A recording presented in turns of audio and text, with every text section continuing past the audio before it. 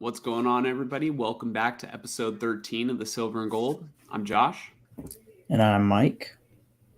and today we are coming to you what is it now? Like 20 minutes, half an hour after the final Monday night football game between the Cleveland Browns and the Pittsburgh Steelers, who will be facing the Raiders, and we'll be talking about a little later in the stream. And the Steelers defeated Cleveland. So, that'll be something that maybe we get into in just a little bit. But for now, let's go ahead and jump right into recapping uh, the Raiders versus Bills week 2 matchup. Yep, the Raiders lost. And that's pretty much what we expected. I mean, that's what we predicted, essentially. Mm-hmm. Um, You're not a very good fan. well, I mean, it's funny. Like, I had a conversation with my dad about the Niners and Rams game because, there were a lot of red jerseys and jackets and shirts in the LA crowd, right? Mm-hmm. And my dad was like, wow, like, I didn't realize the Niners travel that well. And I said, well, when your team goes to NFC championships and Super Bowls semi consistently in a 5 year span, you're going to want to go to games. And when you Mm-hmm. expect your team to win a lot of games, you're going to go to games. When your team is in that predicament, like the Rams right now, you're not going to want to go to games. Like, I'm not going to fork up the amount of money it takes to go to Las Vegas and watch a game in that stadium if I don't think that they can go out there and win any given game. I So, think I think part of what you said has a little bit to do with it, but it's not like the Rams have been scrubs like for the past several years. Like even the year that the Rams went to the Super Bowl, they had been in an NFC championship game and a Super Bowl just a couple years before that. And the Rams have been competitive and had great superstars. The only thing is that, like, yeah, they moved their entire franchise from St. Louis over to LA, but they were in LA before. Um, but I think also too, Niner fans just have a little bit of extra cash to throw around, and there's a huge fan base in LA, of Niner fans. well, I think one of the issues is these new stadiums, these brand new stadiums that just got built. The first thing they do, from what I understand, from what I remember from the Raiders Stadium, is they sell PSLs, personally owned or licensed seats.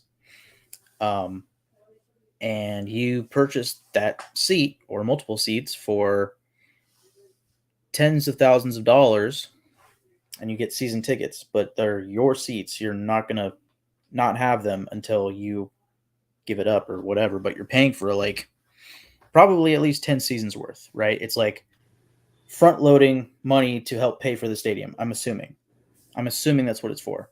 So what happens is you get these wealthier people that may not actually care as much about football buying 2 to 4 seats and then reselling them on the aftermarket to the highest bidder, right? So that's what's happening in Vegas. That's what's probably happening in Los Angeles. So if your team's not consistently winning, why would I pay $600 just for the tickets or one ticket to go to Vegas, plus flight because I live in the Bay Area, plus hotel in Vegas, plus food, plus whatever? You better be a fucking winner if you're going to get me to go do that. Like, I wanted to go to Buffalo because I like their fan experience from what I've seen online with them jumping on tables and stuff, in the pregame stuff, but tailgating. Bills Mafia. Yeah, but I I just didn't foresee a good likelihood that we could win the game, so I'm not I'm not going to waste my money and just get let down. I went to a game in Pittsburgh 2 years ago, week 2. was a lot of fun in part because we won the game. It was also a great experience, and I really loved Pittsburgh as a city. But you know, that's that shit has got to hurt when you travel, spend all that money, and they lose.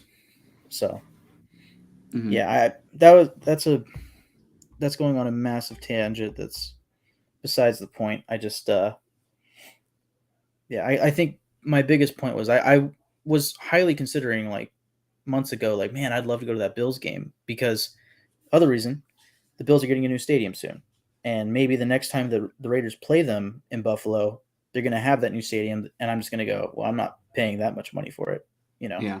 And also the genuine fan experience of Buffalo might fade away, just like the genuine Oakland fan, generation for the Raiders, is completely gone. And until the Raiders start winning, you're going to have 40% red in the stadium whenever the Chiefs fans show up, and so forth. Hmm. As far as week 2 against the Bills, I'm going to start with the positives, and there's not that many. And then I'm going to go into the negatives, and then we'll get on to week 3 for the Raiders. Early on, it looked like Trevon Merrick and Robert Spillane were having pretty decent games on defense. Robert Spillane eventually got a sack. He had some pressures on like blitzes and such. And then Trevon Merrick had a couple stops, I want to say, in pass coverage. But, it was nice to see them look solid. Also, Tyree Wilson looked better, like just overall. And then I saw a stat from Tristan Kuhn on Twitter, and he was basically, giving the pass blocking and run blocking grades for every player from week 2. Bear in mind, the Raiders had the number 1 offensive line for week 1. I'm not saying they have the number 1 offensive line in the NFL, because they probably don't. But in week They 1, definitely they don't. It's Philadelphia. probably so. But statistically, they killed it in week 1 against the Broncos, which is saying something because Randy Gregory was out there talking a whole lot of shit to Josh Jacobs and company. So and Mhm. they have a solid defense, but moral of the story here is, the offensive line didn't do as good against the Bills, but Colton Miller is very consistent for this team, and I think it's easy to underappreciate offensive linemen because you're not really paying attention to them until it's kind of too late and they're doing something wrong. Mhm. He had a 88.3 pass blocking grade and a 73.8 run blocking grade. Both were According the to best. PFF. Pretty sure, yeah. Both were the best for the Raiders this week. But he's essentially a stalwart. He's consistent. He has been consistent, and he's probably, I would argue, he's the best draft pick John Gruden made by far. You could argue it's Josh Jacobs, but as far as value to the team, uh, Colton Miller is one of the top 5 most valuable players on this team. And that is it for my positives for this game. I mean, you can add in Devontae Adams if you want. He looked good as usual, but that's kind of expected. I couldn't name you another player on defense that had anything really good to talk about, and the same might go for offense. So, as far as the negatives, defensive line just couldn't get pressure. They could not get home to Josh Allen. And it like even when they did get pressure, because I mean, like I said, Robert Spillane, I think he had 4 pressures. It just didn't fucking matter. Like Josh Allen would just like sidearm it and get a first down, and it was like, the corners were getting absolutely burnt. There was one play, I think Nate Hobbs gave up a touchdown. It just looked like he fell asleep at the wheel. It was like, he's covering the slot guy, and he was probably like kind of just hovering with the wide receiver, like trying to keep stride with him. The receiver was running a crosser, and Hobbs was like one step behind him, and he was watching the quarterback, Josh Allen, and the Raiders got like good pressure on Josh Allen on this play. It's in the red zone, third down, and because he's watching the quarterback, he's not paying attention to the receiver who's slowly but surely separating from him. Josh Allen makes one little quick step, sidearms it, Touchdown. and and Nate Hobbs looks back at his receiver and he's out of reach. And it's like, you watch the replay in slow motion, it's like, dude, what the fuck? There's just a little shit like that at corner. I would say that the corners looked worse than the safeties, on Sunday for once. It just felt like the Bills wanted it more. They went for, I want to say, multiple fourth down conversions, and I think they converted on all of them that they went for, And then as far as offense for the Raiders, the first drive was immaculate. It was absolutely beautiful. The Raiders were up 7-0. And then the first drive on defense, the Raiders forced, I want to say, a 3-and-out. And it was looking like, oh, all right, we came to play. And then from that point on, we were not there to play. And I think what really started all the issues was a couple of deflected passes by Jimmy Garoppolo. One that got, I want to say, intercepted. And then there was another one that got deflected. And then eventually Jimmy G threw the one to Josh Jacobs, where the linebacker somehow just absolutely mossed Jacobs, like just jumped over him and has arms in front of his head like this and caught the ball. Should have been caught by Jacobs. Yeah, honestly, by that point I was kind of checked out. After halftime, I really was just watching the game on my phone and doing something else. Like to me, the pass was a little high, but Jacobs I still feel like has the leverage from there, and then the linebacker just got over him and ripped it out. Yeah, I think if anything, at least assuming what's probably happening in like a slow motion sort of way, once Jacobs sees that the guy has his arms over him like this and is catching the ball, he should be like, like getting the ball out. Like I watched a play for the Carolina Panthers and Saints tonight where the first overall pick, forgetting his name, Bryce I Young. want to say, there you go, yeah. He threw a pass to Adam Thielen, and the corner just ran the route for Adam Thielen. And it was going towards the sideline, and the corner caught the ball, and Thielen was in front of the corner, and he went like this. He was literally turned away from him, swiped his hand back, and hit the ball and caused him to drop the ball. And then they fell out of bounds, and it wasn't an interception. So they punt the ball instead of an interception. This is a heads-up play. It's just little things like that. It's like, I mean, one thing that's always annoyed me, and I see more and more players do it now, and it makes me feel a little better. Like guys like Nate Hobbs do this, where they try to punch at the ball, before the offensive player goes down, right? It's like, why don't players do it more? Because that little offset chance that you could punch that ball out, it's like, yeah, that getting the opportunity to get the ball to get a turnover is massive. Like, do it. You know who was really good at that? Well, Charles Tillman, like I think he was known for that. Josh Norman. Josh Norman would allow wide receivers to get the catch just so he could fucking charge up and punch it out. Yeah. It was great because it was like, yeah, he's leading the NFL in turnovers or leading the Niners in turnovers, but he's allowing like fucking 100 yards to to this receiver and like just fucking like allowing receivers to have field days over him. Yeah. Because he was old by the time he was on the Niners. Yeah. That just kind of gets to my second to last point, which is, the turnover differential was probably the main difference in this game, other than Josh Allen being Josh Allen, and just he only had like 6 incompletions on like 37 attempts. Like he torched the defense. But the turnovers on offense was a massive difference considering the Raiders didn't get any turnovers on the Bills.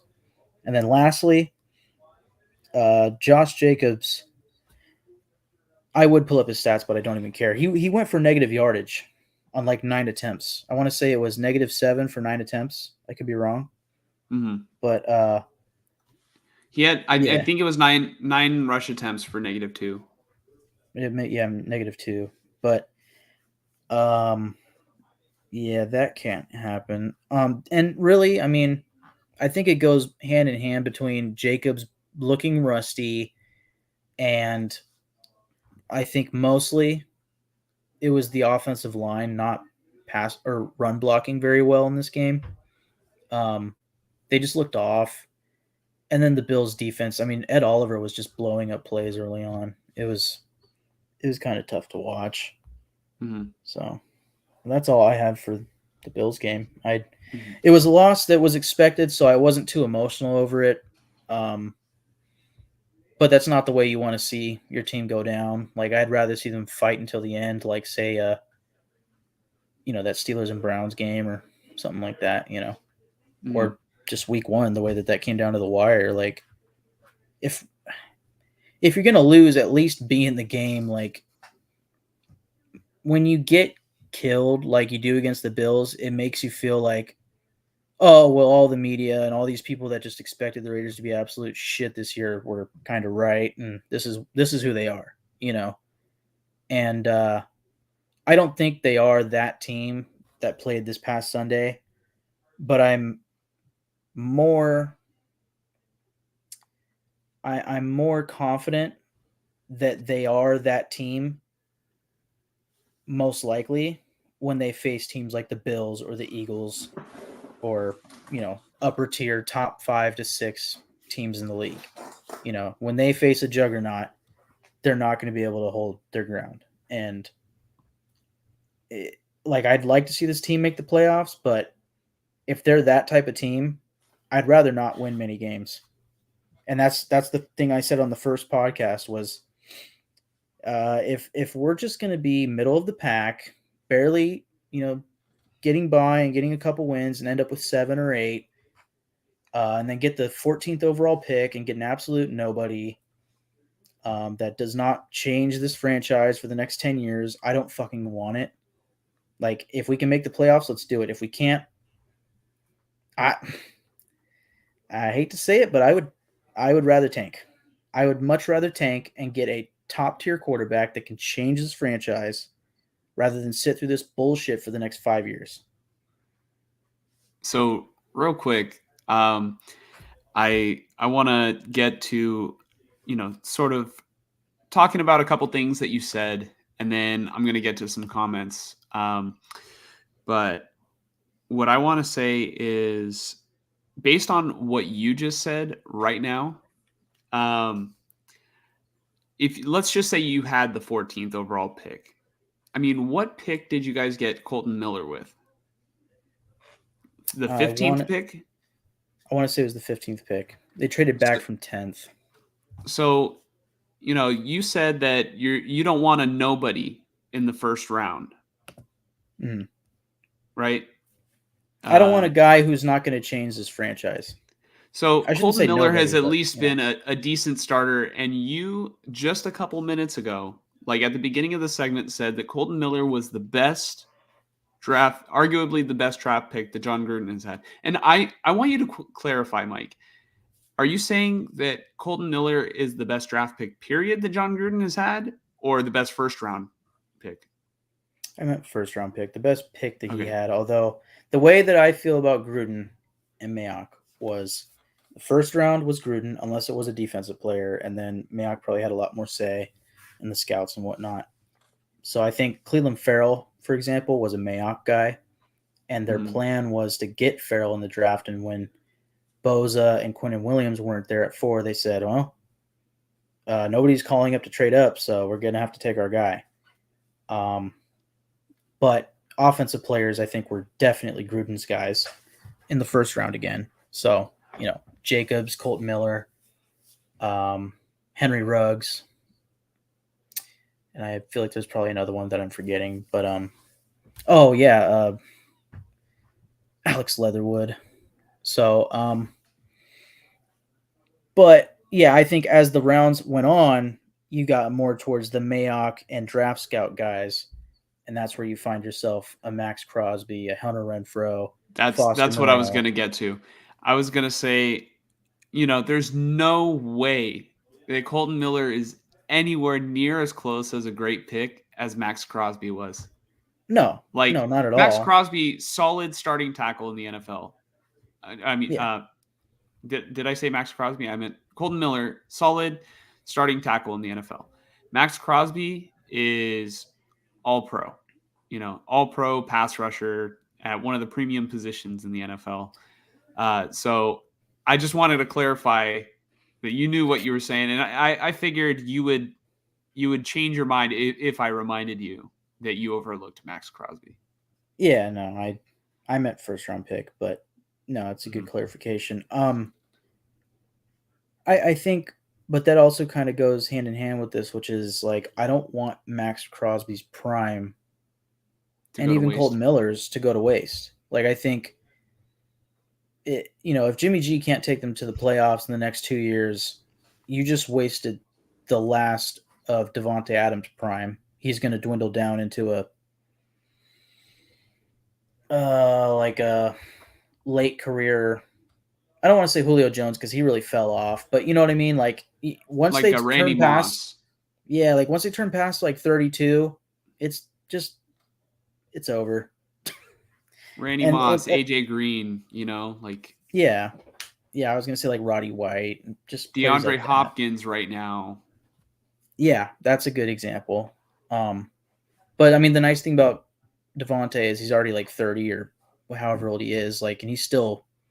I would still argue he's the best wide receiver in football. So, Mhm. but again, give it 2 more years and he won't be, and it's gonna be like, well, what was that for? Like it was fun, but where does that really? Where did that take us? And I know that was a big Mhm. Derek Carr thing, but still, just I I think my main thing, like I was saying, I don't want a nobody, and I want somebody that's going to change this franchise. What I'm really saying is, I want a quarterback, and I don't want a Mhm. 15th overall quarterback like a Mac Jones. I want a first overall pick. The player is going to change the franchise undoubtedly. If we had a chance at Caleb Williams, I'm getting Caleb Williams. Mhm. That I just Um, and I know Pat Mahomes is the 10th overall pick or whatever he was, but it's like the likelihood that the best quarterback in the class is going to be the one that you pick at 10th overall is extremely low, you know? mhm. Um, I'd rather see the team be in the position to get a Trevor Lawrence, a Caleb Williams, one of those Mhm. guys that goes first overall. And it's like no brainer. Yeah. So, I mean, a guy that you've wanted in the past, and I know that you probably don't have any interest anymore in this player. Deshaun Watson went 12th overall. Lamar Jackson even went 31st, 32nd overall to the Ravens. Yeah, Lamar Jackson had his questions, which I mean, I don't know. For some reason, every time that the quarterback like him comes out, and there's questions about what position he's going to play, it's like, oh, we just don't know. Whereas like a guy like Johnny Manziel went like higher than him, or at least in the positional. Was Mhm. Deshaun Watson 12th or second overall or fourth? I thought it was fourth. No, Deshaun Watson taken fourth overall by, or I mean, 12th overall by Houston. Deshaun Watson was 12th overall. Yes. So this is how that draft went. This is the 2017 draft. Mm. It went Miles Garrett, Mitchell Trubisky, Solomon Thomas, Leonard Fournette, Corey Davis, Jamal Adams, Mike Williams, Christian McCaffrey, John Ross, Patrick Mahomes, Marshawn Lattimore, Deshaun Watson, Hassan Reddick, Derek Barnett, Malik Hooker. The list goes Mm. on. Yeah. Well, But yeah. yeah, Watson fell, and he was pretty good in college. You know, Yeah. so I will you can say, still get I guys. yeah, but I think times have changed a little bit where it feels like the top quarterbacks go to the top like picks, like whether it was Trey That Lance doesn't going mean they're third good. overall. It definitely doesn't. But if the top three quarterbacks in the class go 1-2-3 or 1-2-4, and you're sitting there at 12 and you're like, well, should we take the fourth or fifth quarterback? It's like, at that rate, take the top defensive end or the top offensive tackle or whatever is there. But is he going to change your franchise for the next 12 years? There's a good likelihood that he won't. But if you're sitting there at first overall and Caleb Williams is sitting there, there's a good likelihood that he will. You know, I want to. I don't care what position it is. I would rather it be that we just come off the playoffs. We got the 20th overall pick, and oh, look at that. They picked quarterback Schmancy Pants at 20th overall. And in 2 years, we realized that, oh my gosh, he's the second coming of whatever great quarterback, Joe Montana. I don't know, right? And it's like, oh, he's going to be the next greatest quarterback ever. Like, yeah, I'd rather it be 20th overall than first. But you have your highest chance of getting him at first overall. That I just. Well, all right. Who are the top? All right, let's just take like. We can take this year's draft, but the sample size is like way too small. What about who are the quarterbacks in last year's draft? Like Kenny Pickett was the first quarterback off the board. I don't even think he looks that good. The year prior was Trevor Lawrence, who looks good, and he was the number 1 overall pick. Then it was Zach Wilson, who doesn't look good. Then it was Trey Lance, who thus far has not gotten even a chance to play. So that doesn't look good because he hasn't gotten his opportunity, and it's been so long since he's played. Right? So that situation just gets worse for him. Then after that, who was next? Was it Justin Fields or Mac Jones? It was Justin Fields, then Mac Jones. And Justin Fields doesn't look good. And at least he can run. And he went, 14th? 11th? I think 12th. But no, I think Micah Parsons went 12th. It doesn't matter. My thing is, any given year, it could be different. You know, any given year, it could be the top 4 quarterbacks will be bona fide Pro Bowlers. And then the next year, not one of them, like the Kenny Pickett year, you know. So you have to get lucky. It sounds like next year's draft is going to be loaded, at least loaded to a degree at the top. So, obviously Caleb Williams is all the talk, but Drake May gets a lot of hype, and there's a couple other guys. And now you have Shadur Sanders. However you pronounce his name, and that's interesting. Although, admittedly, I don't see Josh McDaniels going for a mobile quarterback unless he feels that he's uber accurate and extremely smart. So I just, I think, again, my whole point is just, at the end of the day, it really doesn't matter what pick. I just want the best chance to get the best quarterback that could best change this franchise into being the team that I'm willing to spend $600 to go pay a ticket for. That's my point. Yeah. And my point, than that, go ahead. My point is, if you select a quarterback, in the top 5, there's no guarantee that they're actually going to be good. And I think Zach Wilson is probably the best example that we've seen recently. But I mean, he could turn out to be good eventually, but so far it hasn't been good. Yeah. Real quick, before I get into the comments, I know I've kept the people, our audience waiting, and there's actually, a good amount of pretty good comments. I have to say, my things about the Raiders versus Bills game, my thoughts are, the game looked like the Raiders came out to play, and then there was a turnover that the Raiders got, and, the Raiders were going to have their second possession. And I want to say, what happened, Mike? Did the Raiders turn it over near the end zone, and they ended up not scoring, and the Bills got the ball back when it was 7-0? Yeah, I want to say that was the first interception off of the deflected pass. Was that in the end zone? No, I don't think it was in the end zone, but it was like they were driving. I think, we forced a punt for the Bills, had a couple plays, we were moving positively on the Bills, and then second or third down, Jimmy G tried to throw the ball over somebody and it got deflected. Another defensive lineman picks it off, and then Bills go down, score a touchdown. Now you have a tie ball game instead of, at least, no matter what, if the Raiders go down and score, it's a 2-possession game. Yeah.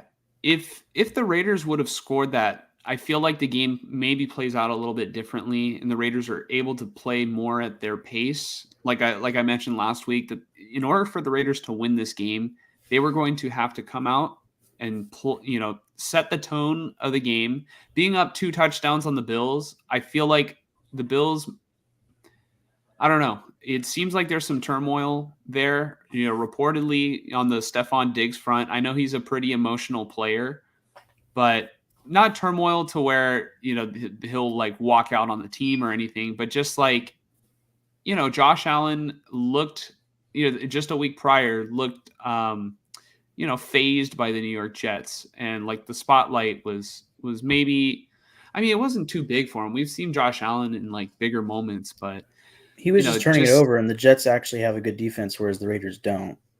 I just think, I don't think there's much turmoil. It's just there's a rumor about just Stephon Diggs dating back to last postseason, but I don't see any actual indication that he clearly wants off the team. Like, as long as they're successful, he'll be fine, and they will be fine. Not that he wants off the team, but I think the report is that he would just rather be somewhere else. Yeah. Or the rumor, I should say.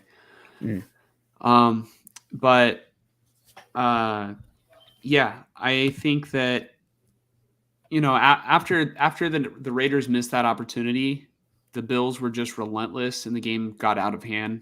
And, it just sort of is what it is at that point. But one thing that really pissed me off was the Raiders were down 38 to 10, or was it 38-10, Mike, the final score?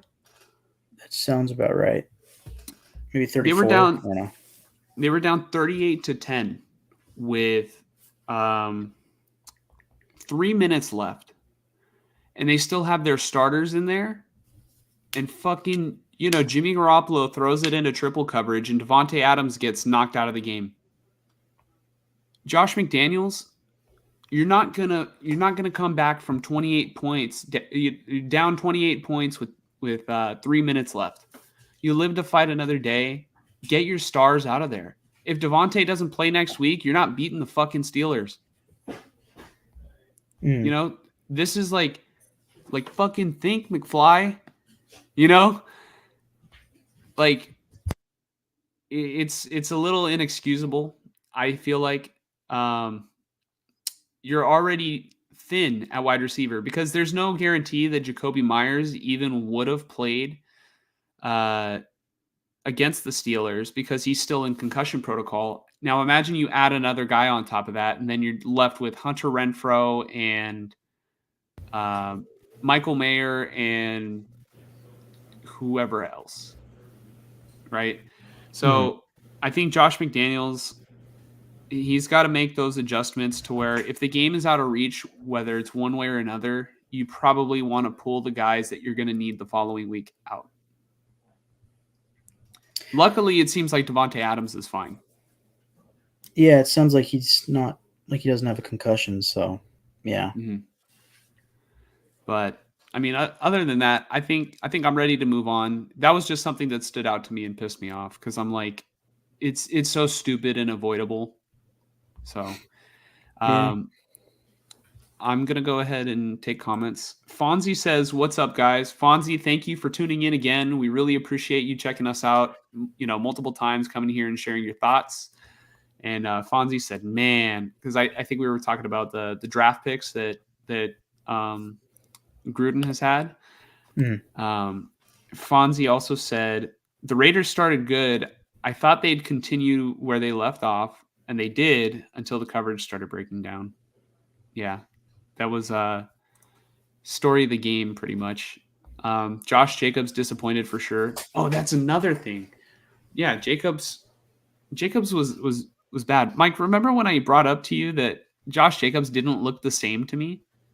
I noticed from Jacobs, he was hesitant on, his cuts. And sometimes it's just like, just plant your foot and fucking go upfield. You know, don't try to Le'Veon Bell it. Just fucking go. Yeah, I You think it know, was also a lot to do with the run blocking from the offensive line, but like I said, I think he looks a little out of shape. no, I think he Like looks not in game rusty. shape. Meh, Hmm. I think he just looks rusty. I think he needs to get in game shape. So that's part of the rust. You can call it rust. I can call it that. I feel like we're talking about the same thing. Fonzie also said, I'm a Niner fan, but I never had an issue with Jimmy G, so I'd like to see him do good. STX says, who are the Niners paying first? I'm assuming playing first. So they played Pittsburgh week 1, and then this week they're going to be playing the Giants. So I hope that answered your question. Um, Now I'm thirsty.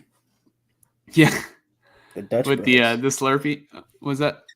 It's Oh yeah, it Dutch was Dutch Bros. Bros. Yeah, Amazing I was looking drinks. at the tiny. Yeah. Fonzie said, I took Renfro late in my fantasy draft because he seemed like a great option for Jimmy in the check down. I thought the exact same thing, but luckily I didn't draft Renfro. I don't know what's going on and why they're not getting him more involved. I feel like he could really alleviate pressure, for Myers, Mayer, and Adams if they were, and even Jacobs too, because you have to respect Renfro when he's out, in the field. Yeah, I think at this rate, I wish they would have traded him last year when he still had like maybe a higher value because the longer that they just kind of keep him on the side, on the sidelines, he's not going to have value. Um, and I don't know. I don't remember if he's under contract after the season, but let's just say he is. You'll they'll be lucky to get a 6 round pick for him at this rate. Mm-hmm. Um, and I think there should be teams out there that would want him. Maybe at this trade deadline they'll do it. But I think the reason why he's not getting the ball is because they're running a lot of 2 tight end sets and or just 2 wide receiver sets where it's Devontae and Jacoby Myers. Um, and for some reason they're not really using the slot much, or they also bring in DeAndre Carter or even Trey Tucker. Um, and that was kind of a thing that I noticed, and that was the reason why Renfro getting traded was a big rumor this offseason was the Raiders brought in a lot of slot receivers, you know. So we thought like, well, it looks like they're trying to replace him, and then they keep him, and now it's like, well, they have 3 guys out of 6 receivers, so half of the receivers on this roster are their slot receivers. So, Jacoby Myers was out this week. You saw a lot more of Renfro, but you also saw a lot of Christian Wilkerson because he was the one other wide receiver that's not a primary slot receiver. So I I thought the same thing as far as Renfro with Jimmy G. I thought he would be the perfect match for him, but it seems like the offensive play calling isn't quite favoring Renfro. So Mm-hmm. Um, so another fantastic comment that Fonzie has here is, where did Aaron Rodgers go in '05? Mike, do you know this answer? Because I do. oh, he went like 24th overall, one pick after Precisely. the Raiders. Actually, yeah. Yeah. So you must have known that because you would have loved to have had Aaron Rodgers on the Raiders. Well, I knew that because the first round draft issues predate John Gruden and really, you know, date back to his first stint with the Raiders back up until 2001. So, yeah. Yeah, any given year, anything can happen. I mean, look at Jordan Love. I think he was the 24th overall pick and as of 2 weeks, he's like the second or third best quarterback in the league statistically. So, you never know. And Aiden O'Connell could be the next Brock Purdy or Mm-hmm. something along those lines. It's just that's why I specifically said if we can't make the playoffs, if we're just going to be a 7 or 8 win team, I would rather tank and get the first overall pick. That's what I'm saying by tank. I mean, I want the first pick. Like, Mhm. yes, if you get the third pick and you get a Zach Wilson, it's like that's way worse than barely missing the playoffs, going 16th overall and getting a solid free safety or whatever, that can at least be a game changer for you for 5 years. But I'm saying what this team needs, and this is what I said on the first podcast that we had, what this team needs is the franchise, not game, franchise changing quarterback.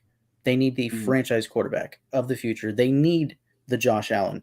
They need the Patrick Mahomes, the Joe Burrow, the Justin Herbert. The list goes on. Because those guys make other defenses and other teams look the way that Josh Allen made the Raiders look this weekend. That's what I Mhm. need. Because it sure as shit isn't going to be their defense that ever changes, apparently. Mhm. So, anyways, I'm ready for week 3. Yeah. We're almost done with the comments.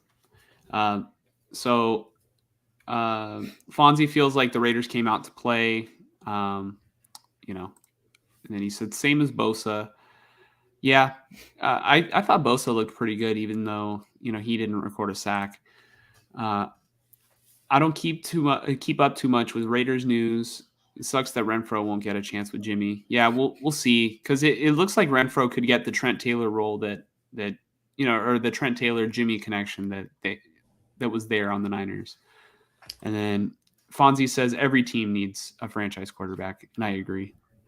So That's just how the NFL is today. So that's mm, why I want it so bad. That's why I'm willing to tank. I'd give up one mm, season. I would give up the season if that meant we had Caleb Williams and he's a 12-year bona fide perennial Pro Bowler, mm. top 5 quarterback. But not so fast, Mike. Not so fast. Okay, because the Raiders are still in first place, so it's okay. All right. The Raiders are still in first place in the AFC West. It was just one game, and you live to fight another day. Yeah, I mean, I was telling you that a week ago, hey, I mean, if you look at the Raiders' upcoming schedule up until week 10, I could see them being a 6 to 7 win team out of 10 weeks. So 6-4, 7-3. And that was including a predicted loss to the Bills. So if they can get back to week 1 form while getting more efficient and having less penalties and turning around the turnover differential, they could go win 7 games and they can go out there and shock some people and possibly make the playoffs. But week 3 is coming up and we're playing a team that might not be as bad as we might have thought. Mm-hmm. So, real quick, I just wanted to share this because this was the thing when Jimmy was on the Niners. Right now, you are in this stage of the Jimmy cycle. Okay. Jimmy played like shit on Sunday. And, Raider fans, get used to it, because if you guys are down big, you're not coming back with Jimmy Garoppolo as your player, not without help from your other playmakers. And Josh Jacobs didn't show up on yesterday, and it's pretty hard when you're not getting the ground game established. But next, you're gonna want I don't think fans want Jimmy benched yet, but I don't know, because I haven't spoken with many Raider fans. So I mean, you guys can let us know in the comments. But after that, Jimmy gets the underdog mentality, goes off against a bad team, and then fans don't want him benched, and it just repeats over and over. So that's been the experience, at least that I've witnessed. Yeah, I mean, that was the whole there's a whole conversation to be had about how I felt about the Raiders signing Jimmy G from day one, but I'll save that for another time. But this is essentially what I expected. There's going to be good games. There's going to be, hell, even some great games. And there's also going to be some absolutely horrible games. Mm-hmm. And, as long as it's him, they're not going to be a Super Bowl winner. And that's, again, why I want A franchise the franchise changing quarterback. Yeah. Mm-hmm.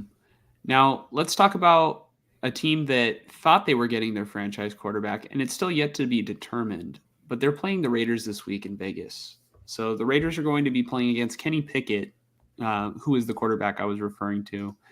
Mike, what do you think about this matchup coming up? I really have three main points. It's an interesting game for sure because I think, the Bronco game was a divisional matchup where it's going to be two teams butting heads. Anything could happen, and ended up being really tightly matched and close, and ended up being, the Raiders who came out on top in the last 5 minutes of the game. But it easily could have been the Broncos, in the reversed order. And then the Bills game was, expected to be the Bills would probably win this game, and then unfortunately we lost 38-10. So the Steelers game feels like the first real interesting test for the Raiders. Can they beat them, to the point where, like, okay, we know who this Raiders team is. Like, they should be beating teams like the Broncos and Steelers, maybe not teams like the Bills, but this is a team, the Raiders, that can go and win 10 games if they play their cards right. Or they're going to lose to the Steelers, and everybody's going to be saying, yeah, the Raiders were exactly who we thought they were, and they'll be lucky to win 6 games again. So what will determine this game, in my opinion, are three things. The biggest matchup of the game is the Raiders' offensive line facing off against Pittsburgh's defensive line. You got T.J. Watt, who is one of the top 3 defensive ends, pass rushers in football. And then you also have Alex Highsmith, a guy who, coming out of college, I was kind of pounding the table for the Raiders to get. And I could only imagine him on the opposite side of Crosby right now. But instead he's with T.J. Watt in Pittsburgh, and it's like total typical Pittsburgh defensive line. Just 2 absolute studs on the outside.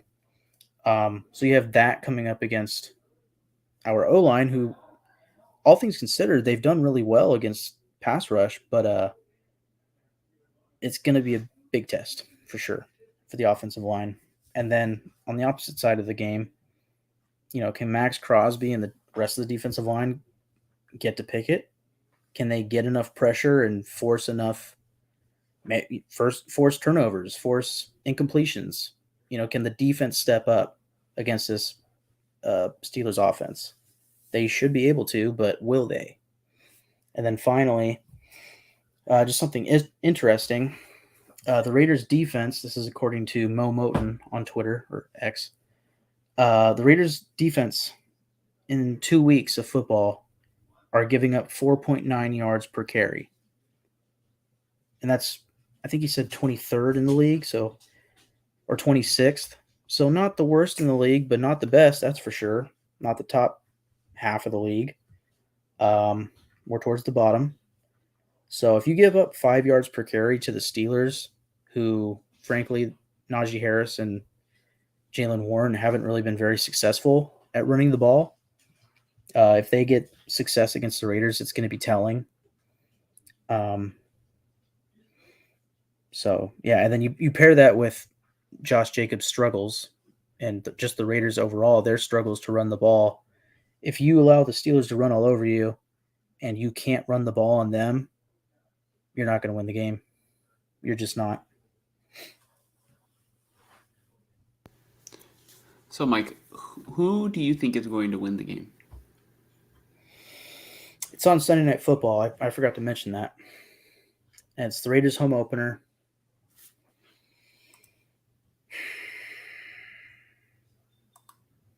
Honestly, I really didn't think about it too much. I just I can't help but think, coming off the loss to the Bills and seeing the way that the Steelers defense played against the Browns tonight, I'm not feeling too hot about it. And then we face the Chargers week 4. The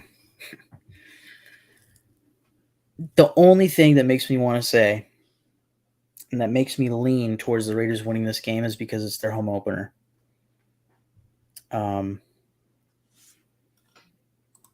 And I think what it's really going to come down to, believe it or not, is if Jacoby Myers plays in this game. And that I sounds thought about crazy. that too. Yeah, because I think the passing game was completely out of whack without him because they could just double cover Devontae and put a safety on him, and nobody else is going to get the ball. And they can't run the ball, apparently. So, and I mean,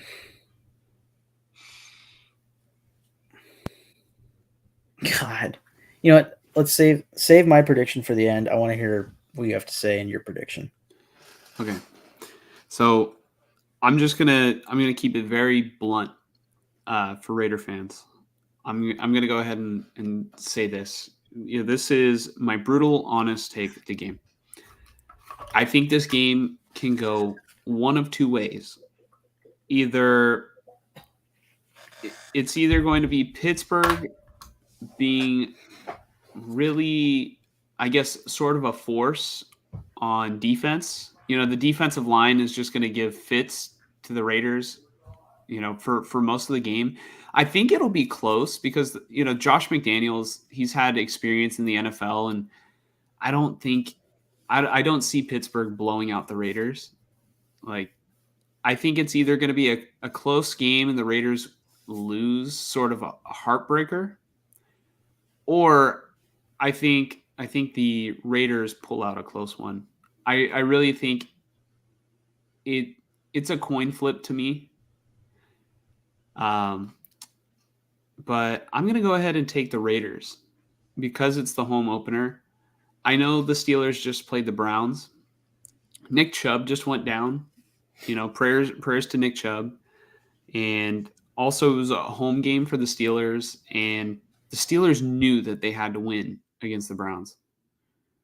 I don't think it'll be the end of the world for the Steelers if they lose to the Raiders, but Mike Tomlin's a hell of a head coach. So, like I said for Josh McDaniels, I have to also give credit to Mike Tomlin.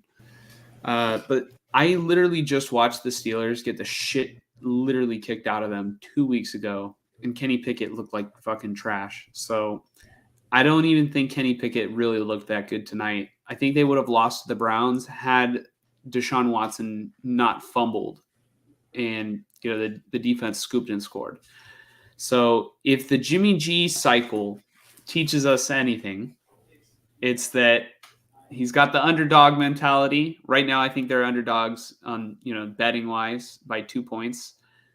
I think that Jacoby Myers being healthy for the game and being available will definitely play a huge factor because that was Jimmy's favorite target in week 1 and didn't have him this past week. But I don't know. Home opener. I think the fans are excited. So like I said, one of two ways, but give me the Raiders. I don't feel confident about that pick.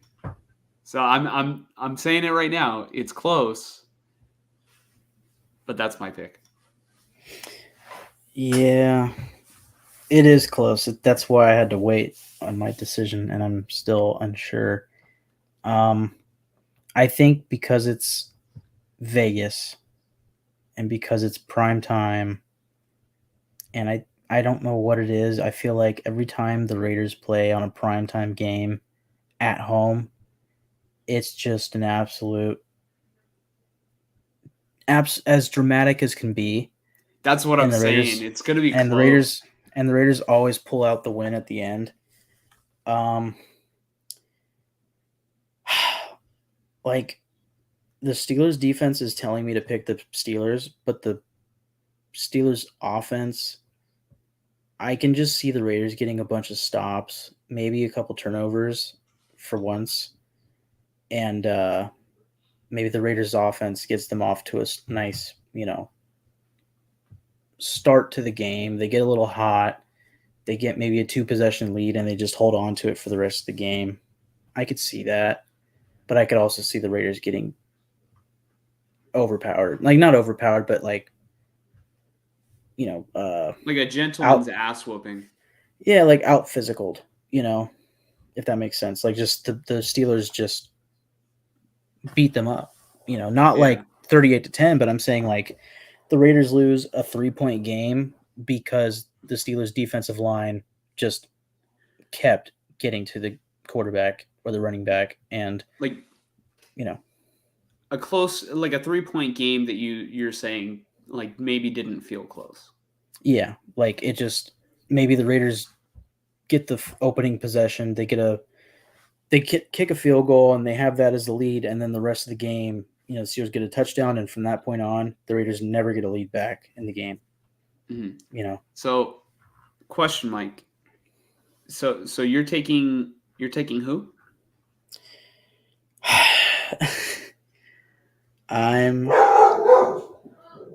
I'm picking. Your dog's saying, "Wait, Mike, don't say it. Yeah. Don't. You're gonna be wrong. Think about this." This is so tough. On Sunday Night fucking Football, goddamn.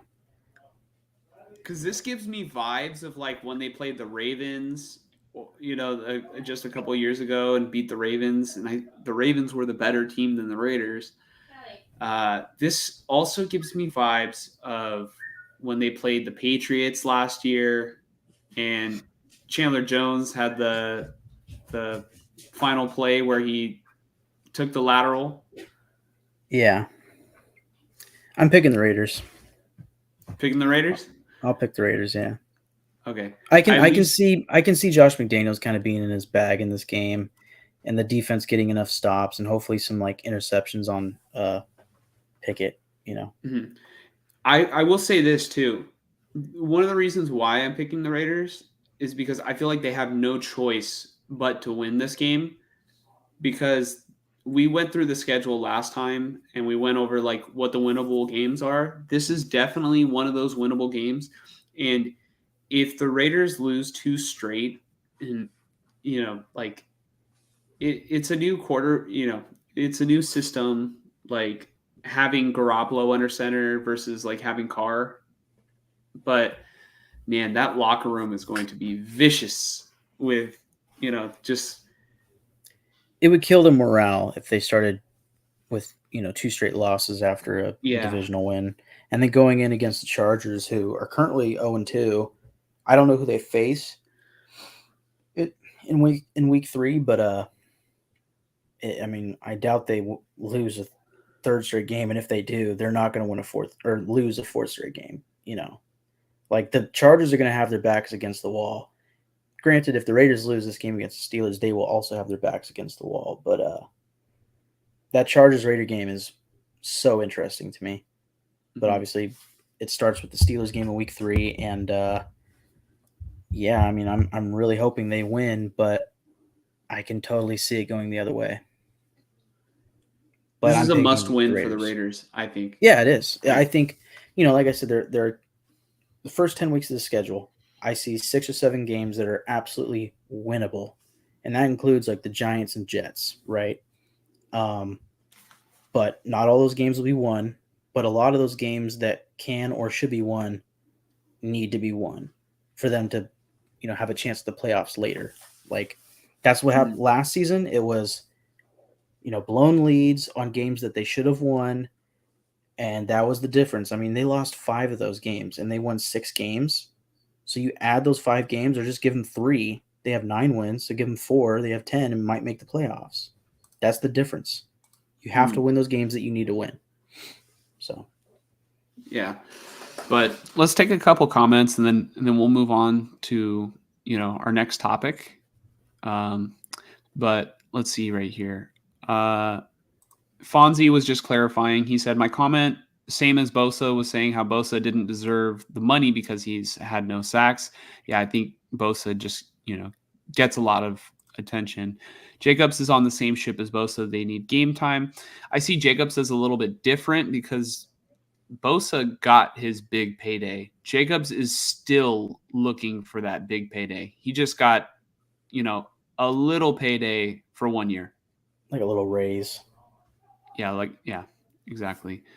Fonzie also says, it's crazy to me how no matter who the 49ers have on the D line, they still find a way to pressure or perform. That is product of Chris Kosarick, the defensive line coach. He is phenomenal. We've showed the clip on a couple episodes ago of how he gets like really into it with the players. Like he's very involved in all the drills. So Yeah, I that love him. astounds me. Why the Raiders have been like this for now exactly 20 years of just consistent consistent inconsistency at defense, just overall on defense. There's Mm-hmm. not one position or position group on the defense that has gotten significantly better for any period of time in a consistent manner. And it's insane. So they need to figure out their coaching, but I also don't want them to just up and fire people all the time. Like I don't know what they need to do, but they better do it. Mm-hmm. Everyone praises the defensive coordinators, but they're all learning from Kyle. I don't know about that. I think Shanahan, in terms of defense, has he's got great players on the defensive side of the ball, but I don't think he's very involved on like the scheme they run, and I feel like he really delegates that to. In the past, it was Robert Saleh and D'Amico Ryans, and now it's Steve Wilks. Chargers are difficult, but I think the Raiders will win. We're jumping the gun. We still have a whole week to learn more about the Chargers and the Raiders, but I agree that the Chargers are difficult. I would love to get Tyler on the podcast next week to talk about the Chargers. Let's see. I see the Chargers winning that game. Jets, the Jets to me look like a team. They're so fragile in that locker room. It's not even funny. Like they had the rug ripped out from under them week 1, and they are hanging by a thread, and it's only week 3. They can have all our main coordinators, but don't take the inside guys, Chris Kosarick or Bobby Turner. Yeah, Bobby Turner's really good too, really good running back coach. I would have loved to see more involvement out of the other backs, but it is what it is. Why do you think every different coordinator they perform? I think they just hire good guys and they have great personnel. Like I think it has to do with the talent. Like who would step in with this amount of talent on the defensive side of the ball and screw it up? The Niners have done a good job typically promoting from within. Robert Saleh sort of set the blueprint. D'Amico Ryans followed it, and then Steve Wilks was borderline. I mean, he was the Panthers' interim head coach before he became the Niners' defensive coordinator. So, if it wasn't going to be Wilks, I think it would have been Fangio, but he went to Miami. But I think we're ready to go to, recap the 49ers versus Rams week 2 matchup. I'm going to go ahead and say the Niners, they won 30-23, right? They won by 7. I know that. But the game was a very close game up until a couple moments. There was the moment where it looked like the Rams were going to drive down the field and maybe score another touchdown to put them ahead. But Stafford, he throws it to Kyren Williams, and it bounces off of Kyren Williams' hands, and Isaiah Oliver is able to one-hand it, a one-hand interception, and that was really the turning point in the game. It was a very, very close game, and I'm honestly impressed with the Rams. I think that they have, in my opinion, reloaded. I don't think they're like fool's gold. I think they're going to be a legit team that's not going to go away anytime soon. So I wouldn't be shocked if at the end of the year, it's the 49ers and the Rams that are fighting for the West. We're going to have to play them at least one other time. And I think by the time that we play them again, Cooper Kupp theoretically should be back from his injury. So the Niners gave up 15 catches for hold on, what was it? 15 catches for 147 yards, but no touchdowns to Puka Nakua, the rookie. And Tutu Atwell had 7 catches for 77 yards. So the Rams were able to pass the ball. The only thing about the Rams, though, that always seems to be the detriment of Matthew Stafford is he is very good at pushing the ball downfield and leading a leading very efficient like drives with a lot of passes downfield. But he just has those plays in the game where it's just like, man, that killed your team, like a boneheaded mistake. He threw an interception also late in the game to Diamador Lenore, who also played very well. And so the Rams sort of just coughed up the game on their own. But the Niners on the offensive side of the ball, they came to play. I said in the fantasy football group chat that I have with Mike and a couple other friends, I said that this was Purdy's worst game so far, but Purdy has set such a high bar for himself. Like, I think that it was his worst game only because the body language to me looked a little bit different. I think maybe if you want to be like in actuality of when his worst game was, it was probably against Dallas in the playoffs. And then we didn't really get to see what he looked like against the Eagles in the playoffs. But Purdy missed like, what was it, 3 or 4 like deep throws that 2 of them would have been like for sure touchdowns. One was to Ayuk, and I was devastated because I started Ayuk in fantasy, but I ended up winning anyway. So, it's all good in that regard. But I am kind of nitpicking Brock Purdy too, saying that this was his worst game as well because the offense put up 30 points. Like, he's not going to be out here slinging it. I will say at the times where he did miss, the game was still close. Like, it was a close game throughout. And I feel like it's what the Niners have been missing from this offense is like the deep ball. And I feel like they sort of had something brewing with Trey Lance on that regard, but Trey Lance was like the exact opposite, where he would hit the deep balls, but maybe was a little bit more inconsistent on the shorter stuff that Brock Purdy was, is able to. I mean, Brock is lights out when it comes to like reading the defense and knowing where to throw the ball and finding the open receiver literally on practically every play. He almost completed 70% of his passes. Like, Brock did well. He didn't look like how he did in week 1, and they scored like a similar amount of points. Yeah, he had his worst statistical game, but it really was just a matter of the touchdowns weren't there. Like, he usually passes for 2 touchdowns and might have a rushing touchdown as well. In this game, he only had the rushing touchdown on a QB sneak. Yeah, so he was fine.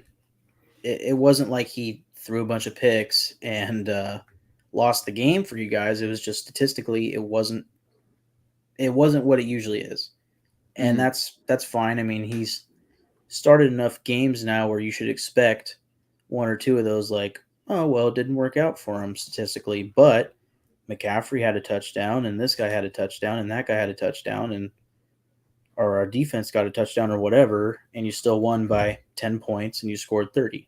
So, did he underperform? Not really. To his standards, yes. Statistically, sure, but he still was able to lead the team to a win, and that's all that matters. So, I mean, and I would say slightly.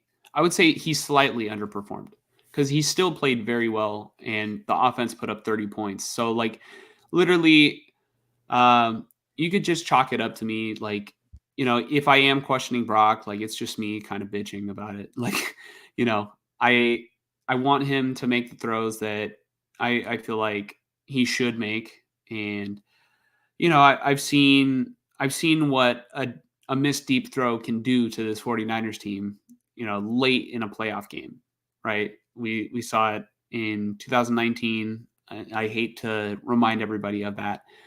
But hopefully, I mean, ideally, the 49ers are going to be so good and so efficient that they're not going to allow another deep playoff game / Super Bowl to come to a deep throw. Hopefully the 49ers can find themselves to continue to be in positions where they don't have to. I mean, they can just continue to play to their strengths. But as for the rest of the team, like I said, they scored 30 points. Debo had 1 or 2 touchdowns. Hold on, let me look it up. Let me not just be lazy and say 1 or 2 touchdowns. Debo had, Debo had 1 touchdown, and then McCaffrey had a touchdown. And where did all?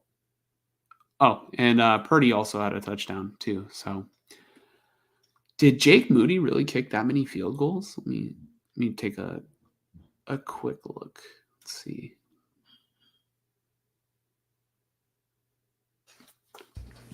Was there Jake ever Moody, a 2-point conversion?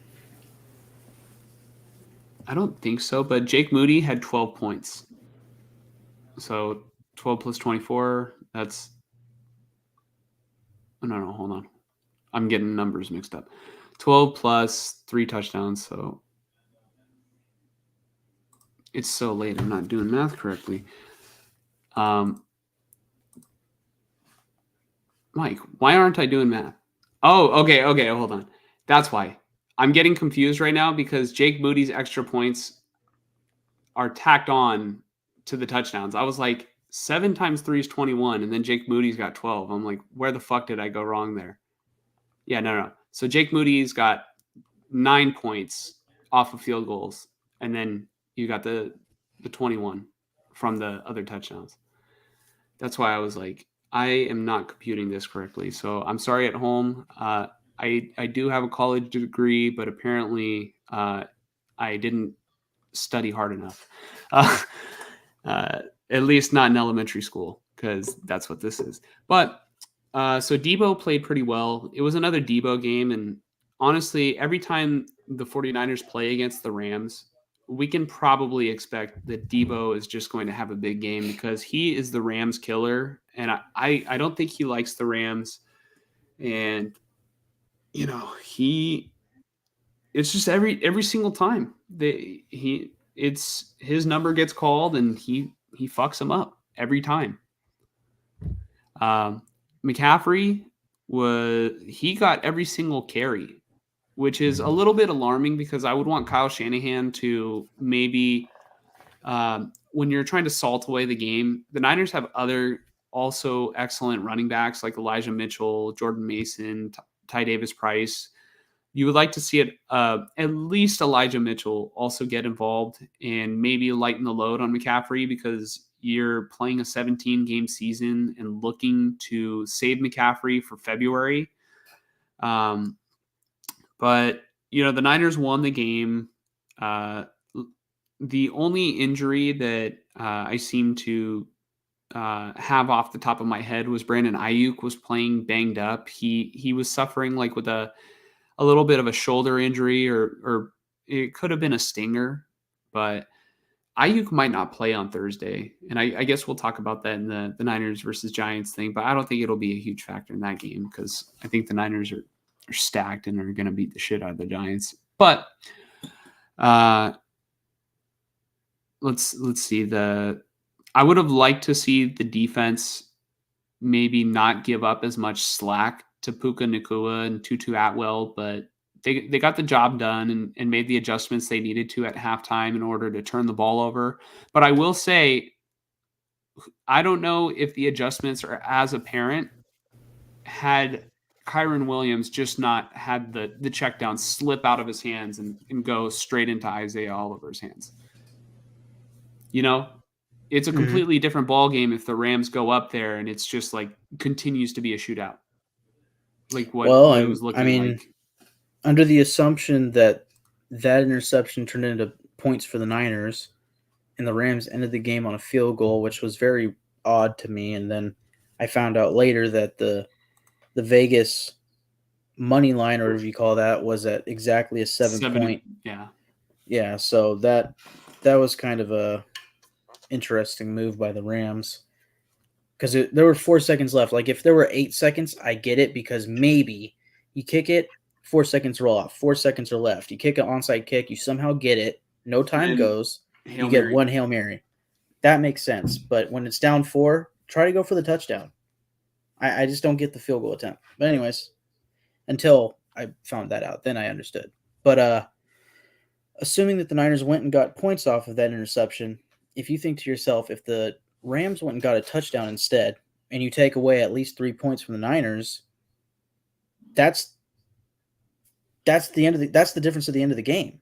That 7 points, or really, the Rams came into that last play with a 10-point differential. So if you take away, let's say, 3 from the Niners and you add 7 to the Rams, that's your 10-point differential. Like that was a huge play in the game, for sure. Mhm. So. Yeah, so the Niners took care of business and they packed out SoFi Stadium, and we were talking about it earlier how the Niners fans travel so well, and it's not just in LA; they travel pretty well most places. Do they And always? You think? at least for the past couple of years, they have. Yeah. So, like you said, the recent success has definitely played a good part in it.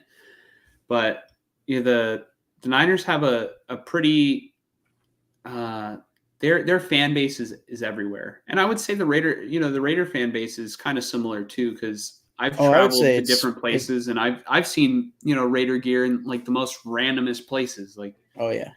but I've Yeah, also seen that's Niner gear in the most yeah. randomest places too. So That's definitely a thing for the Raiders. Yeah, I asked the question because I do remember, like in the post Kaepernick and Harbaugh or whatever years, early on in the Levi Stadium, maybe it was 2017. Maybe that was first year with Shanahan, and it was like looking real bad at first. Brian Hoyer type days. Like that stadium was not getting filled. You know, I do remember the pictures of Levi Stadium like lacking in fans, mhm. you know. so And some that's just carrying on from my point of when your team's winning, they're going to show up whether it's in Baltimore, LA, Vegas, Buffalo, it doesn't matter. Your fans are going to show up. When your team's not winning, they're not going to show up, and I don't blame them. That's why I'm not going to games. At least I'm not going to mhm, fork up $600 to do so. mhm. Um, yeah, and then that's one thing I want to credit Raider fans with is like literally my entire life the Raiders have like sucked, and still the Oakland Coliseum was getting sold out like For the consistently. most part, there was a Well, point you were back there, in so like tell us. yeah, I mean there was a point where right before Jamarcus Russell was like on his last year with the Raiders, like they were not selling out, and the games were getting blacked out, from local television because they weren't selling out. Um, and I remember that probably went into like 2009. And then I think 2010 it started to change where every single game was sold out and did not black out. And then that ran until what, 2018, 19 in Oakland, whatever was the final year. Um, yeah. And I mean, yeah, to your point, Oakland fans were special, in my opinion. And just like the A's now, they're having their teams ripped from them, and it's stupid. But we should get back to the Niners. Yeah. Um, but I will say those pictures. There's one in particular that's probably the one you're referring to, where it shows like the meme font with like every single year, and it's got like empty crowds, and then it goes to like the Niners 2019 to 20, let's just say 2023 now. Um, those pictures I feel like are a little bit exaggerated, and people have taken those pictures like before all the fans were able to fill in the seats because you know uh, if you look at the attendance records, or I don't know if those go based off of tickets sold, I but think that's part of it. I think that they were a lot of season tickets that were sold and were not resold. mhm, And the people that owned the tickets just didn't go. Yeah. And then, so it was a new stadium, and it was a really bad time for the 49ers because they let go of Jim Harbaugh and lost like every single fucking good player that they had on their team except for Kaepernick. And then they switched it over to Jim Tomsula, who was the defensive line coach, and he was not cut out to be a head coach in the NFL. So it was a mistake to promote him in the first place. I'm not saying Tomsula was like, a bad football coach, like, to specialize on defensive line. But as a head coach, I've heard stories. It was just a mess. And then they move on from Tom Sula after 1 year because they found out, he wasn't the one. And then they gave the reins over to Chip Kelly, and it was like at least a 3-year contract. And then literally it was Chip Kelly and the I mean, I was on I was like in support of Kaepernick's protests, like, but you had that going on, and it was like it was it was just a huge like media, sort like it was a distraction by the media. I don't think it was a distraction in the locker room because Chip Kelly said it wasn't, but then again, he could just be covering for the team. And it's neither here nor there whether you're in support of what Kaepernick did or not. That's not really the main point that we're talking about here. But there was just a lot of stuff to deter people from actually focusing on the football that was being played on the field. And the ticket prices were still, in the like around the Chip Kelly time. I feel like they didn't get cheap until the end of the year because they were just like they were so bad. And Jed York's over here trying to pay off a brand new $1 billion stadium. So I do remember going to my first Niner game with my uncle, which was actually Kaepernick's last game. And I don't know how much my uncle paid for the tickets. And I don't even know if he would remember, but ticket prices also like have something to do with it. But And who was that game against? the Seahawks, and there were a lot of Seahawks fans there. So, but I wouldn't say there were more Seahawks fans than Niner fans. There were still plenty of Niner fans, just very upset ones, and they even flew a blimp over the stadium. Like it said something along the lines of, "This was the house that Harbaugh built." Just sort of against like the front office, for getting rid of Harbaugh. Because Yeah. even I, like to this day, I still get pissed that like you fucking let go of Jim Harbaugh. I really felt like at the time Jim Harbaugh was the best coach in the NFL. I really had like full and complete faith. And yeah, I learned years later that Harbaugh had lost the locker room, but that we're bringing up old stuff. We've got Kyle Shanahan now, and the Niners are in a much better spot. And I think that their attendance, it won't see a dip unless they do the same thing and get rid of Shanahan after, I mean, not even having a losing season. Although I do sort of feel like Shanahan has to have that urgency to win a Super Bowl now, or he could be on the hot seat. Because he's in year 7 right now, right? But I'm gonna get to a couple comments, and then we'll move on to our predictions and our preview for the Niners versus the Giants. Then we're gonna get out of here. But Fonzie says maybe they were his first true challenge. Maybe I think he's referring to the Rams. I would say the Cowboys were Purdy's first like real challenge, and they didn't put up 30 points in that game. So yeah. Fonzie also says, talking about Levi Stadium, adding to it, it was out of the way and it wasn't in San Francisco anymore. So Levi Stadium is much further from San Francisco than Candlestick Point was. Candlestick Point was still technically in SF. What was the? Sorry, what's the point of the? What were we talking about? Of why people weren't going to games. Like they moved the San Francisco 49ers out of San Francisco and they moved them to Great America's parking lot. And the parking Right. situation was not like it was a mess to like get in and out. Yeah, but I think as a Raider fan, I would much rather have my team in Santa Clara. As a Bay Area Oakland Raider fan, I would much rather have my team with traffic 45 minutes south. You know, and it's some shitty traffic, especially going southbound. And then post game northbound is not fun either. But I would much rather take that and have them hold the name of Oakland Raiders than move to Vegas and now have $600 tickets. But granted, I think to this point, you get a shiny new stadium. I don't care if it isn't state of the art. I don't care if it's 30, 45 minutes from San Francisco, an hour away from the titled titular city.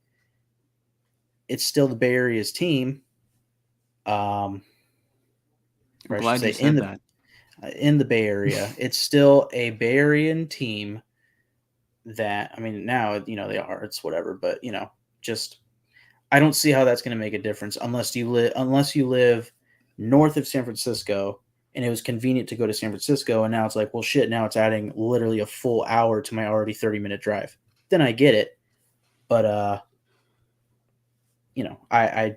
I think the issue at the time was that the team fucking sucked. And that happens. That happens to the Raiders a lot. And we have a brand new stadium and we see our house get filled with red or purple or whatever color, because our team isn't there yet. And the seats are getting resold to the max bidder, which is usually going to be a fan that's saying, man, why don't I take our buddies out or the wife out and go to Vegas, of all places in the country, have a fun weekend because I know what I can do out there. Whereas if I go to Washington, D.C., okay, Washington, D.C., I know what to do out there. But like, let's say, Jacksonville. good example, yes, like Jacksonville or even a team like Cleveland. Baltimore, Cleveland. Yeah, Cleveland, you could go to the Hall of Fame, I guess, if you really are into the NFL that hardcore. But, it's like, okay, it's a city, but like what is really out there? Whereas Vegas, it's like that's an attraction. Okay, New York, yeah, but there's only so many cities that you're going to go to and be like, okay, I want to do this, I want to do this, I want to do this. Vegas is one of those cities where it's just you're going to have fun the whole time. And I think if your team is playing there, you're going to want to look into going. But then you're going to look at the ticket prices and you might say, oh, never mind. So when your team, the home team that's selling tickets for $600 third deck, is not favored to win in the game, you're probably going to reconsider whether or not you want to go. Whereas the team, like a Ravens fan, is saying, wow, we're favored by 7. Yeah, let's go to Vegas. Let's have some fun. Mm-hmm. Yeah, I mean, here's what I'll say is they moved it out of San Francisco, and that's where the 49ers have always been, and that's where they belong. And I hope that one day they move back because, I mean, it would just be great to be able to spend a day in San Francisco and then catch a football game there. Like, I feel like that sounds like a great time as opposed to, yeah, let me sit in the Silicon Valley traffic, people getting off of work. Well, I guess on Sundays is mainly when they play, but it's a drive. There's not many other ways to get there besides, there's Amtrak and then there's driving. And then also the parking situation there.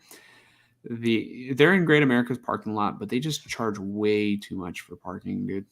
Like they charge a lot for parking, and it was more back then. Yeah, I think the best way to, I mean, for one thing, do they even allow tailgating in the parking? Okay. Yeah. So I mean, yeah, parking, it can be worth it if you bring a bunch of people and such, but I think the best way to get to a Niner game is probably the Amtrak. Um, it's just a matter of when the game ends, you need to make sure that you get Yeah, to because the the train will leave and that will yeah be the last train of the day. So it's not very convenient to get to yeah Levi's.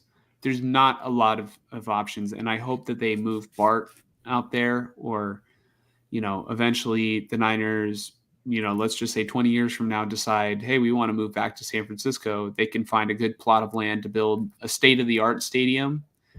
yeah And maybe they could even recycle materials that they used from Levi's, because it's not that old, but I'm sure that they would just want to start fresh if they're going to build a new one anyway. Um, yeah. We would probably have grandkids by the time they consider that. To be honest with you, mhm, unless Levi's really starts diminishing in the next 20 to 30 years, but mhm. I don't see it. You know. Well, here's what I'll say. Uh, I've heard Levi's referred to this, and I like Levi's Stadium. You know what I mean? It's got its own charm to it, where a lot of modern stadiums feel like they're uh, I mean, they feel very similar to one another, and Levi's is definitely like doing something different. But I've heard this said about Levi's, and I don't disagree with it. So uh, I want to say it was Grant Cohn that said this, but Levi Stadium is the worst $1 billion, or like the worst brand new stadium in the NFL, Mm, and I can't disagree with that. Like I can't think of another example of another brand new stadium that has the flaws that Levi's has, yeah. or at least Fon- didn't innovate like Levi's didn't. mm. Fonzie has another good couple of comments too. Yeah, and then I just want to say too, you pile up like the price of parking, the inconvenience of it being somewhere else, and also in their first season in Levi's, they went 8-8, missed the playoffs, and then fired their head coach who had went to 3 straight NFC championships and a Super Bowl right before that, and then half the team was fucking gone. Like, who wants to go see that? Yeah. So, that's what I'll say about that. But let's see. Jamarcus Russell's last year was his first year. Yeah. And then Crabtree, did Crabtree leave that season? No, he left probably the season after. Went to the Raiders in 2016. The season after what? The Niners' first year with the. Oh, I see what you're saying. Yeah, yeah. I mean, he was probably one of those guys who left very soon after Harbaugh. Yeah, I don't think it was the season that Harbaugh left though. Yeah. Um, I think he went about it the wrong way. I feel like if he were to have gone public first, maybe. Oh, okay. Are you talking about Kaepernick? Yeah, Kaepernick's the only guy I can think of being. Yeah, he's probably talking about Kaepernick because Mm-hmm. he just started kneeling immediately without any. Or actually, I think the first game he sat. He sat. He didn't. Yeah, he didn't kneel or nothing. He just Pledge of Allegiance, and he was sitting on a cooler, and it was Mm. like, what the fuck is this? And it popped up on Twitter, and then it was like, oh, I'm taking a stand against social injustice, and it's like, yeah, no, Fonzie's right. He should have said something first because when Because that the first first came out on impression, ESPN, it was like, oh, he knows he's getting benched. He's pouting. He's pissed off about something. I think Blaine Gabbert might have been starting at that point. I don't know. I remember at some point Blaine Gabbert was right. Mhm. Was was he was Gabbert the he starting was the that game? starter. He was the starter for like the first couple games of the season, and then Kaepernick took back over because Chip Kelly just took over as head coach, and Kaepernick was coming off the shoulder surgery. Yeah, and that was always in the back of my head. I'll admit that about Kaepernick. Definitely, I never considered that the first impression, if Kaepernick didn't go public with it and then talked about it after, to where it could have rubbed people the wrong way. So Yeah. I never considered that point. Fonzie also says, I don't like nor hate the Raiders. The rivalry is long gone. Sucks that it means little to the rivalry aspect of it. I guess, with the Raiders moving to Vegas, Yeah, I yeah. still think the rivalry's there. I mean, it definitely is with Bay Area fans, but give it 50 years and it might be completely faded away. There'll be still Yeah. people that will hold on to it, but a lot of people at that point in the world will not think of that. They'll be like, "Dad, what are you talking about? The Raiders are in Vegas." Mm-hmm. So Yeah, yeah, it'll be like when I was growing up and I'm like, yeah, I fucking hate the Seahawks. That's our rival. And then you just, have all the Niner fans who have been through it. Nah, fuck the Rams. Fuck the Cowboys. Like it's kind of like that where yeah. you'll have fans who are too young to remember all the great rivalries. Mm-hmm. Fonzie said, I'd rather drive down the 80 straight to SF. Levi's, you got to drive down the 99, then to the 80 and hit hella traffic coming from SAC. Yeah. Oh, and the horrible shading. That's probably the worst part about Levi Stadium is that they can't even. Yeah, somebody had a heat stroke and died in that warm California sun, especially like the SoCal sun. Yeah. I mean, not SoCal. South Bay, the South Bay sun. Yeah. They can't add a retractable ceiling into it. They can't build it any higher because they're right next to the airport. And yeah, I don't think they legally can. Yeah. And Fonzie clarifies he was talking about Kaepernick. He didn't talk about it afterwards. He acted, then got questioned. Mm-hmm. It's hard to have a rivalry against a team that has no connection to us anymore. Yeah, I still think hopefully the fans will keep that rivalry alive because it's one of the great ones. And, definitely I know with this show we're trying to bridge the gap between the rivalry, but it's still fun to play around and, shit talk each other and, stuff like that. It's sports. We're carrying the tradition. Yeah, it'll carry on for sure, but it will never be the same. Mm-hmm. Yeah. So shake my hand. Yeah. Shake my hand, huh? Let's keep this rivalry going, huh? All right. Last topic. 49ers versus Giants week 3 preview. I think the Niners are going to kick the fucking living crap out of the Giants. They have no Saquon Barkley, and that was their only hope. Mm-hmm. Do you think it's going to go any differently? No, I thought of something stupid. I'm sorry. I'll show you. No. Oh, okay. No, it's not appropriate. Continue. Sorry, I'm blundering. I don't think it'll. I hope the Niners rest Brandon Ayuk this week because I really don't think he'll be needed. And this is one of those matchups where I don't foresee an upset. The Daniel Jones will have to have taken steroids and snorted the ashes of a Hall of Fame quarterback. Get that into his bloodstream. There's no way. It's not going to happen. I don't even know if there's a cremated Hall of Fame quarterback for that to even happen. Not so that would make a difference. So you're taking the Niners by a landslide? 1,000 times, yes. Yeah.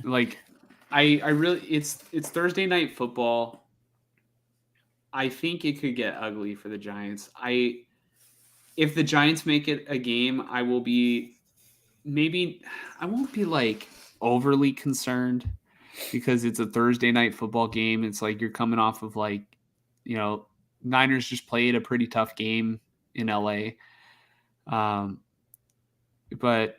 I really don't see a route to victory for New York. And they got fucking curb stomped by the Cowboys in week 1.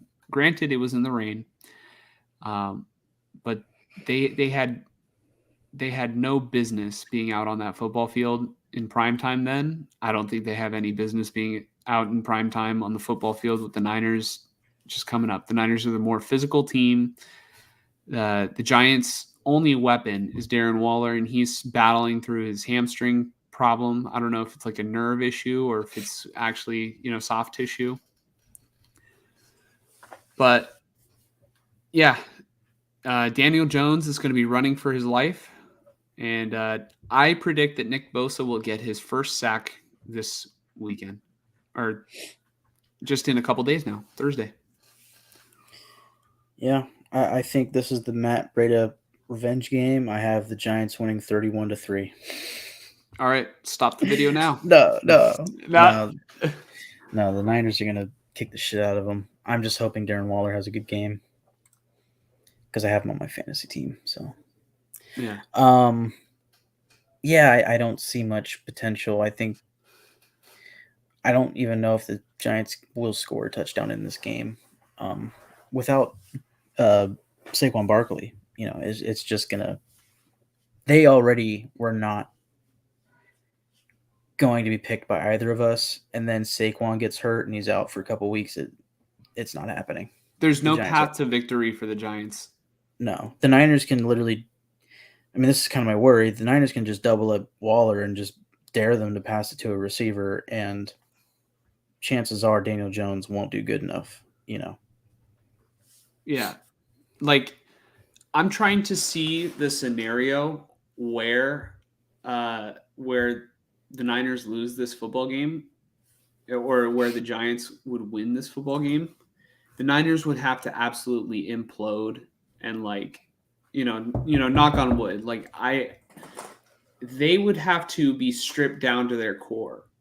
And I know the Giants just made the playoffs this last season, but I don't think they're that same team. We haven't seen it so far. They had to come back against, who did they play last week? Was it Arizona? Yeah. They had to come back against Arizona and pull off their biggest comeback in franchise history. And now they've lost Saquon. Saquon got hurt towards the end of the game, right? Yeah, it was really late in the game. Yeah. So Daniel Jones, this is not Arizona. Okay. It's, Niner fans are going to be wild too. And, Levi's is going to be rocking. If I had to pick a game where I say the team playing the 49ers has zero chance of victory, it's this one. And they say any given Sunday. Well, guess what? It's Thursday. Well, it will be Thursday. Yeah, the Giants would have to be astounding on defense, especially against the run. But I just don't see it. The only way I could see is if Ayuk doesn't play and somehow the Giants really stop the run, like I said, and get a couple turnovers, and somehow Daniel Jones pulls off a magical night. But that's way too many scenarios that are big ifs, whereas it's not something that I would ever expect for either of these teams, respectively. The Niners to not do good at those things, or for the Giants to do great at those things against the Niners. It doesn't make sense for me. It should be ugly for the Giants, and I really only care about this game for fantasy purposes. I will say this, and I'm going to go ahead and knock on wood, and I won't say much more after that because there's really not much else to, say, about this game. But let's just say, for example, the Niners find themselves in a situation like they found themselves in the NFC Championship game. I still think the defense can keep this game close enough to where the Niners just have to score. This isn't the Eagles, and if Sam Darnold has to play, I think the Niners can still put up enough points to beat the Giants. And let's just pray that doesn't happen at any point this season, because I do not want to see that. Yeah, I think if that were to happen against the Giants, McCaffrey would single-handedly win the game. Yeah. I mean, along with the defense, but on offense, it would just be McCaffrey and wide receiver screens to Debo. Mm-hmm. So, yeah. So you're picking the Giants? I am picking the No, I'm picking the San Francisco 49ers. The San Francisco Giants? You're picking the Giants? The San Francisco 49ers, not to be mistaken with the baseball San Francisco Giants. Yeah, I'm picking the Niners too. And I like maybe the score will be closer than what the game is, but I feel like the Giants are going to come in and get their ass whooped. And I don't see it going any other way. I'm going to take a couple more comments and then we're going to get out of here. So let's see here. Hold on. Fonzie gave a fist bump, I think, for the rivalry. Fonzie says, yes, we are. Giants are going to go night. Yeah, they are. Sorry, but I'm not scared of that team. I'm not scared either. And normally I would be like, man, are we overlooking it? No, we're not. The Niners are going to dog them. They've been so focused on catching up to Dallas, Washington, and Philly. Doesn't it suck? Kyle lost the head coach of the year to their coach. Okay, Brian Daboll, I feel like I could see why he won coach of the year last year. Well, they weren't expected to be the team that they became. That would be like if the Raiders went to the playoffs this year and, in the process won 10 or 11 games and got second in the division. I mean, the Giants actually got third in their division, but they were a team that people expected to be in the running for like a top 3 pick. They make the playoffs. And I think it felt like it was solely the difference was Daboll, I think who was the 1 seed last year for the NFC? The Eagles. I think I would give it to Sirianni over Shanahan last year. But this year, if the Niners continue on the path that they're on, I don't see many coaches out coaching Shanahan towards that award.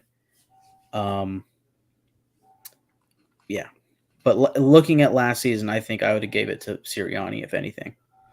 I still give it to Shanahan over Sirianni because at the end of the day, the Niners were putting up the highest offensive numbers with Mr. Irrelevant at quarterback. So, they swept their division with like 3 different quarterbacks. Yeah, that's true. I kind of wasn't thinking about that. That is a good factor. That, yeah, I would say with the amount of hurdles for the Niners to jump over last season and for them to successfully hurdle them, I agree. You changed my mind. I didn't even think about that. Yeah. And they suck. The Giants. The Giants. Yeah. Not going to happen with Purdy being disgruntled with his performance. Yeah. Little bounce back game. We're going 8-0 in the division this year. I mean, I wouldn't cross out the Rams, but it's going to be in Levi's next time. They will have Cooper Kupp, but I'm not going to sleep on the Rams. I feel like we're learning a little bit about the Seahawks, that they're not as good as we anticipated. And I think Geno got some money and maybe isn't as hungry as he was last season. But who knows? They just beat Detroit, so we'll see. We just need to learn a little bit more about each team. This season, I should say, for the 8-0, I think. Seattle doesn't have our team. Yeah, it's true. Believes it too. I'm assuming for us, there's no path to victory for the Giants. Love it. We got this. Anybody who comes versus us has little to no chance. What about Detroit? Okay, here's what I'll say. Detroit last year, I wouldn't have wanted to play them in the playoffs.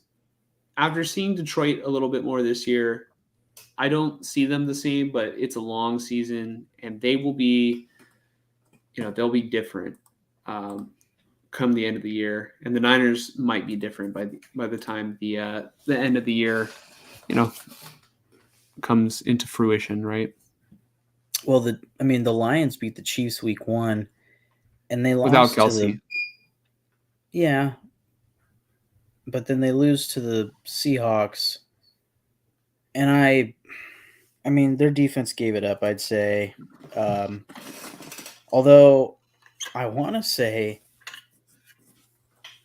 I forget. It doesn't really matter. I want to say the Lions got a big sack and forced the Seahawks to punt, and I'm assuming the Lions ended up punting it back, and then overtime eventually happened and whatnot. Seahawks got the ball to start overtime, and they went straight down and scored a touchdown. And the touchdown pass I felt came on a play in which the offensive tackle held, I want to say Aiden Hutchinson, but there was no flag. But that's neither here nor there. They still allowed the team to march all the way down the field on them. So I don't know. The Lions are just an interesting team, and they have a soft spot in my heart. So I'd like to see them, if I'm being honest, go to the Super Bowl. And I don't. Yeah, they can have a soft spot. I feel a soft spot. I feel bad for their fans and like how bad they've been like for a very long time. But if they go to the Super Bowl, do you know what that means for my team? A whole lot of trouble. Well, yeah, It's now or never for the Niners, dude. Oh yeah, for sure. And then I think as far as like, what was it? Any team in the NFL, there's little to no chance. Right? That's what was said? Facing the Niners by Fonzie was like one of the previous. Anyone who comes versus us has little to no chance. I wouldn't say that.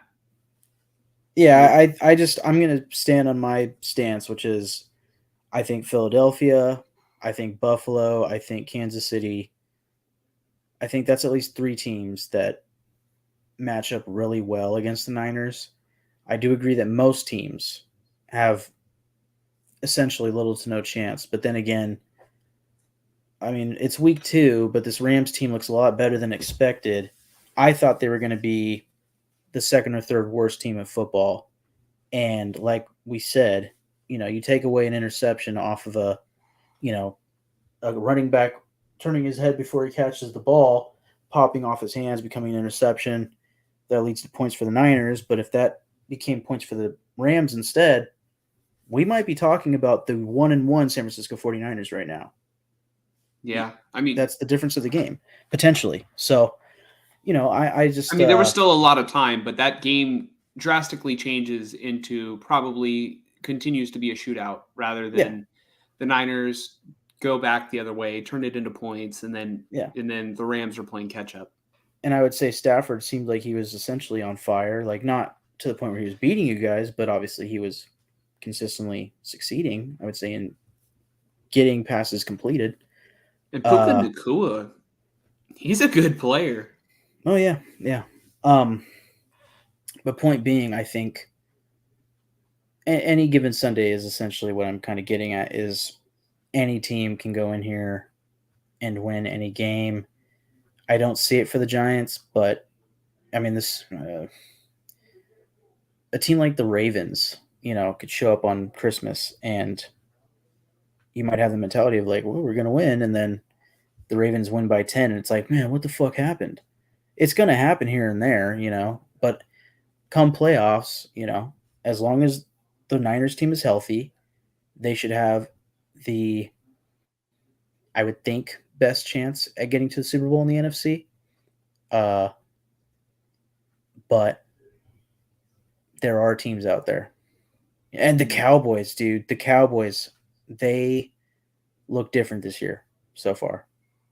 So, Eagles, Cowboys, the Lions are a big wild card if they can get their defense going.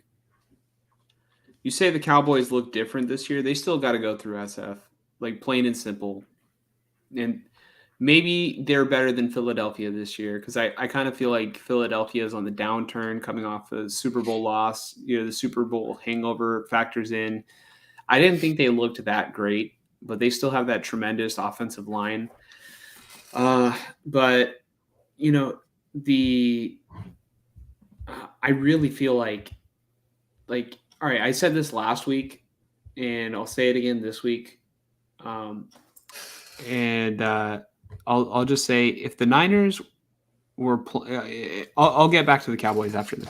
If the Niners were playing the Chiefs this week, the Niners would curb stomp the Chiefs. I'm saying it right now. I don't know if it's going to hold that way, because it's a long season. Players go down, teams get figured out. Niners would curb stomp the Chiefs right now. You want to go to the Cowboys right now? I don't know if the Niners beat the Cowboys. We'll find out week 5, and then we're gonna have a long season. And I would say the Niners by the end of the season might be better off than the Cowboys are by the end of the season, because the Cowboys kind of do this like every year. Yeah, I think that the Niners are better, but the Cowboys are one of those teams that I think really match up to the point where they put pressure on quarterbacks, and they seem to also be pretty good at stopping the run. I mean, the Jets couldn't run on them. Then again, their quarterback's fucked right now. But Yeah, the Jets, you know, the only thing they needed to do, or the only path to victory they had, was running the football. And so if Dallas knows that, they're going to sell out to stop the run. They're going to force right. Zach Wilson to win the game, and Zach Wilson is just not going to do that. Yeah, and then as far as the Eagles, I think right now it's less about Super Bowl hangover and more about their defense being a little hindered by injuries in the defensive backfield. I think if they get healthy, they're gonna, especially if they figured out more with AJ Brown. Like right now, there isn't really a good connection going on between he and Jalen Hurts, but they'll probably figure it out soon. And I disagree with the sentiment about the Chiefs getting dogged by the Niners right now. I think any given week the Chiefs will always be in it, and I think the Chiefs are one of those teams that are exceptional at forcing opposing teams to play at their pace or play to their level. And even in a sense, if a team is better on paper, like I would say the Niners are, but somehow, like Mahomes will get it done and he'll score 24 points on you at least. And the pace of play will cause the Niners to take more time on defense, and then they have to answer the points that Mahomes puts on the scoreboard. Mm-hmm. I'm saying by the end of the season, you're probably right. By the end of the season, right now, if the Niners and the Chiefs played right now, the Niners they're curb stomping the Chiefs too. Like, I think Kelsey's banged up, and they're sort of figuring out. The Chiefs are figuring out who they are. They have a couple new receivers, and Kadarius Toney is like probably. I mean, he's not their top guy, but the Chiefs, they sort of, ever since Tyreek Hill left, which was just last year, the Chiefs sort of gradually build, or at least they've shown last year that they just gradually built, and then were good enough to win the Super Bowl. I feel like they're doing the same thing this year, but if the two teams were to meet up tomorrow, I don't have any doubt that the 49ers would win. And we're not going to, like, this, there's no use in arguing it, because there's no way to prove it right now. There's no way to prove it. And like I'm willing to admit the story could be different come the end of the season. So like I said, it makes no sense why I even bring it up. But I'm bringing it up solely based off of Fonzie's comment, where it's like other teams having little chance versus us. I think I saw enough out of the reigning Super Bowl champs to where I firmly believe the Niners would like kick the shit out of them too. So Yeah, I'm just saying, as long as Mahomes is on that team and Andy Reid is their coach, that's not going to happen. And I'm just saying it literally happened in the Super Bowl with Mahomes and Andy Reid against the Tampa Bay Buccaneers. And this Niner team right now is arguably better than that Tampa Bay team. Mm. So, let's see. Let's get to the final comments. This is talking about the Rams game. Niners were playing zone, and it wasn't working out for them until it did. So, luckily the Rams sort of fell apart and couldn't hang. Of course, checkdowns are going to work. Yeah, and until Kyron Williams, he dropped that check down. I mean, it was on the money, and it just like slipped out of his hands, and then it completely changed the course of the ball game. And then we adjusted to man, and we dominated. I haven't had a chance to really look at the film and to see how the 49ers adjusted, but I did notice that the Rams definitely struggled to push the ball like they did in the first half.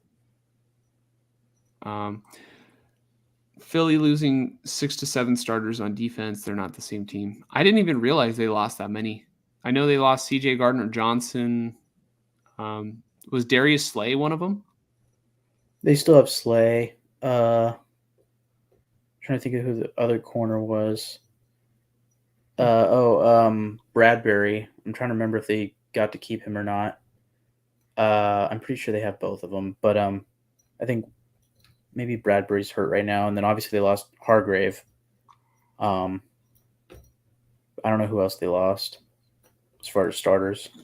Yeah, I didn't even think about that. But this will be the last comment that we read today. Fonzie said, "Sorry, my comments sound off, but I'm replying as you guys speak. I know that there's a delay." No, honestly, Fonzie, we really just appreciate you for taking the time out to check us out, watch us live, and share your thoughts while we're over here just giving our discussion and commentary. Spitballing. Yeah, spitballing. This was a great show, and Fonzie, I hope you have a great night. I hope everybody else who checked out the stream also has a great night, or if you're not watching this live, has a great rest of your day. Fonzie says, thank you. Yeah. Thank you, Fonzie. Thank you, everybody who checked out the stream. We'll be back next Monday, hopefully. And we'll see about, Raiders play Chargers next week. The following Sunday. Yeah. Oh yeah. Okay. Well, this upcoming Sunday is Steelers Sunday Night Football. Yeah. And then, the following, I believe it's Sunday, is the Chargers. Yeah, so maybe we'll reach out to Tyler and see if he wants to give his Chargers perspective of it. So, yes, sir. Yeah. Other than that, thank you again, everyone. I hope you guys have a great night, and God bless America. And God be kind to the Raiders.